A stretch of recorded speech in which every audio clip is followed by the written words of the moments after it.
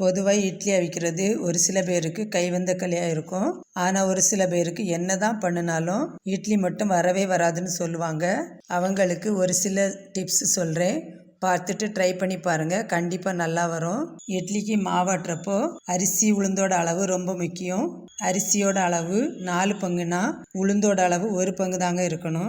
இட்லிக்கு அரிசி உளுந்து ஊற வைக்கிறப்போ 1 ஸ்பூன் வெந்தயம் தனியாக ஊற வச்சு உளுந்து கூட அரைச்சி எடுத்தீங்கன்னா இட்லி ரொம்ப சாஃப்டாக வரும். வெந்தயத்துக்கு பதிலாக மாவு ஜவ்வரிசி இல்லைன்னா 1 கைப்பிடி அவல் ஊற வச்சு அரைச்சிக்கலாம்.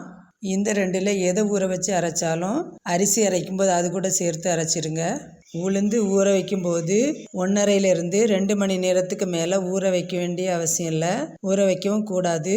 அதே நேரத்தில் அரிசி ஊற வைக்கும்போது குறைஞ்சது 5லேருந்து 6 மணி நேரமாவது ஊற வைக்கணும்.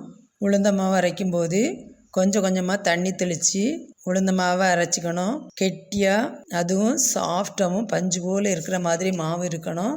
சரியாக அரைச்சிருக்கமான்னு எப்படி பார்க்கலான்னா, கொஞ்சம் இட்லி மாவை தண்ணியில் போட்டு இப்படி பார்த்தோன்னா மேலே பந்து போல் மிதந்து நிற்கணும்.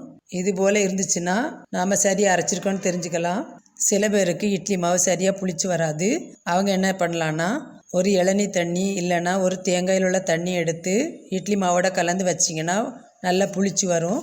இல்லை எனக்கு ரொம்ப புளிச்சு வருது, அளவுக்கு அதிகமாக புளிச்சு வருது அப்படின்னு சொல்கிறவங்க ஒரு பாத்திரத்தை தண்ணி வச்சு அதுக்கு மேலே மாவு பாத்திரத்தை வச்சு புளிக்க வச்சிங்கன்னா புளிப்பு கம்மியாயிரும். ஒரு சில கிரைண்டரில் சீக்கிரமாகவே சூடாயிரும்.